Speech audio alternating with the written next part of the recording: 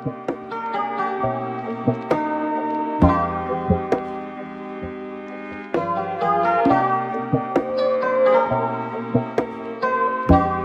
sur la meilleure spécialité chocolatée de France. On est sur un chocolat noir caramel couleur beurre salé. Ça a été créé à Brest en 2004. Et maintenant on a plusieurs magasins sur Paris, notamment sur la Bretagne, donc Brest, Perros-Guirec, Paimpol. Non, on vient tous les ans depuis quelques années quand même. Oui, notamment nous on vient d'ouvrir notre magasin en juillet à Paris, donc ça permet de rapporter beaucoup de monde dans ce magasin.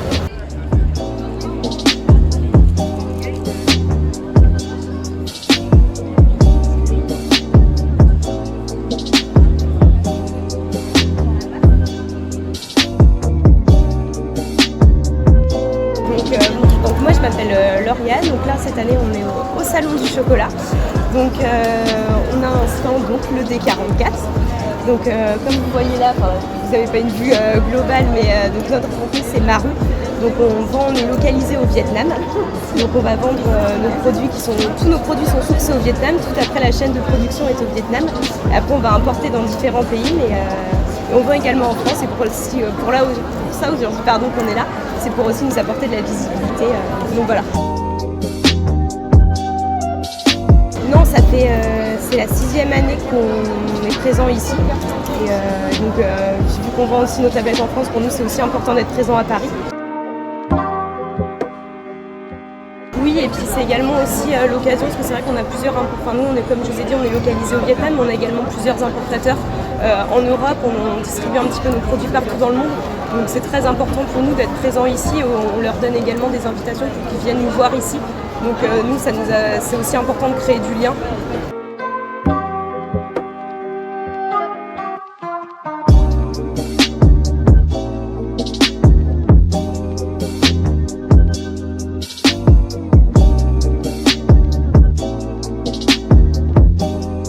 Bonjour, je suis Axel Emmanuel, artisan chocolatier de Côte d'Ivoire et mon stand c'est le chocolatier ivoirien.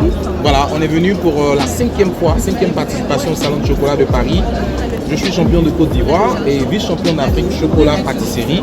On vient présenter notre savoir-faire, mais surtout le chocolat qui est fait avec les femmes de planteurs de cacao dans les villages.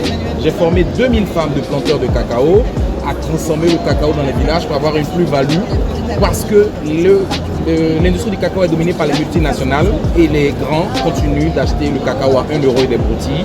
Il faut une transformation locale pour que les personnes puissent, les paysans puissent gagner mieux. Parce que jusqu'à aujourd'hui, 70% des fèves de cacao viennent d'Afrique et les paysans africains gagnent moins d'1/10 du prix de la tablette de chocolat. Il faut qu'ils transforment eux-mêmes pour pouvoir en gagner plus. C'est déjà très problématique dans toutes les matières premières du monde. J'ai vu au salon de l'agriculture les paysans qui versaient le lait, les fermiers qui versaient le lait, parce que les clercs et les grands groupes achètent à des prix très bas. C'est pareil aussi pour les matières premières africaines. Désormais, l'Afrique doit se prendre en main. Nous venons avec toutes nos saveurs. Nous avons 14 saveurs. Les chocolats sont vendus en France, dans des boutiques parisiennes et aussi en ligne. 57 rue Daguerre, d'Enfer Rochereau, 42 rue Volta dans le Marais, métro Arts et Métiers. Et nous sommes ici jusqu'à la fin de ce salon et nos produits sont disponibles aussi en ligne. Révaloriser le cacao-culteur parce que c'est lui qui maintient l'industrie du chocolat dans le monde, mais il est misérable et il a la traîne. Il faut les former et faire en sorte que le cacao soit un produit durable. Sinon, les experts s'accordent à dire que le cacao disparaîtra en 2050 si on y prend garde. Oui, beaucoup de visibilité, c'est quand même 100 000 visiteurs à la 25e édition. Cette année, la Côte d'Ivoire est le pays à l'honneur. Beaucoup de visibilité, du contact, du réseautage et voilà, des ouvertures pour d'autres points de vente à vendre dans Paris et dans la France.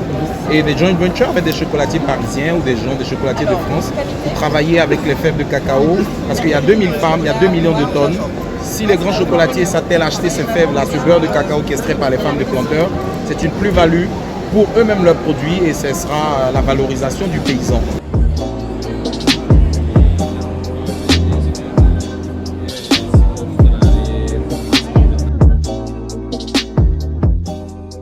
Claro que sí, nosotros somos Sagú Chocolate de Colombia. Venimos al Salón de Chocolate por segunda vez, es una empresa familiar, mi hermano y yo estamos acá representando. Empezó todo con el cultivo de cacao, mi papá tiene un cultivo de cacao Entonces de ahí nació toda la idea de sacar toda la línea de chocolates. Tenemos todo el proceso desde la finca a la transformación del chocolate, a las barras. Tenemos más de 20 referencias ahorita. Ayudamos también a otros productores de cacao. Tenemos de varias regiones de Colombia, zonas de postconflicto, que antes eran o sembraban cultivos ilícitos, como coca, y ahorita cambiaron el cacao. Entonces los apoyamos también a ellos, también apoyamos otras áreas que habían sido muy afectadas por la ganadería extensiva y volvieron a los bosques de cacao como un bosque natural que también nos ayuda a producir. También apoyamos mucho la parte medioambiental y la parte social. En internet aún no tenemos distribuidora con París, estamos buscando distribuidor para entrar al mercado de Francia. Sí, muchas personas interesadas tanto en cacao, porque también somos productores de cacao, entonces vendemos el cacao y el chocolate. Tenemos personas interesadas en los dos productos, tanto en cacao y en chocolate.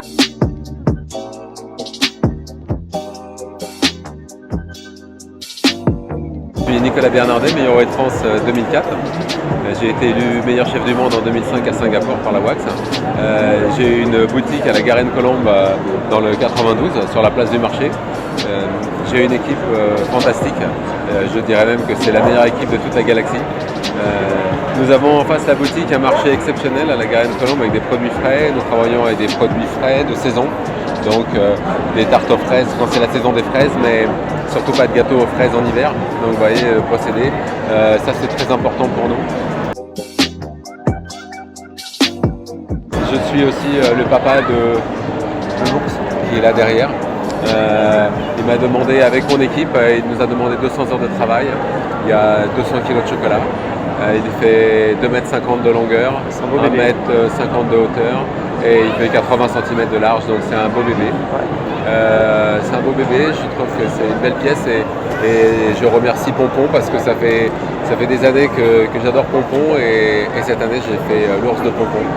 L'ours de Pompon il m'a fait rêver et pour le sortir l'ours ça a été beaucoup de moments avec plein de phases très importantes comme le moulage, le démoulage, le ponçage, voilà, on l'a gratté, on l'a passé au beurre de cacao. Donc il y a eu beaucoup de moments et ça a été à chaque fois des naissances quoi. Le transport, oui, c'était quelque chose de stressant parce qu'il a fallu sortir, le charger dans le camion, le décharger.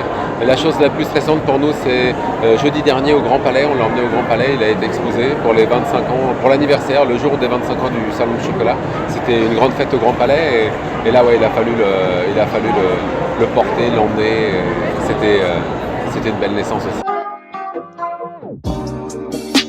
Je pense que le salon du chocolat, donc s'il a 25 ans, c'est qu'il s'est installé quoi. C'est pas un salon qui a une année, 25 ans c'est quand même un quart de siècle, c'est quand même beau quoi.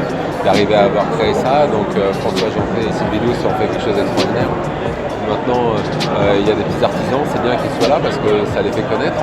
Et puis, même si on ne gagne pas d'argent, parce que sur un salon on ne gagne pas d'argent, mais au moins on est là, on est présent. Et surtout pour nous, par exemple, c'est une façon aussi de voir mes partenaires japonais. Ça me permet de rencontrer du monde, de vous avoir rencontré aussi. Donc c'est bien quoi.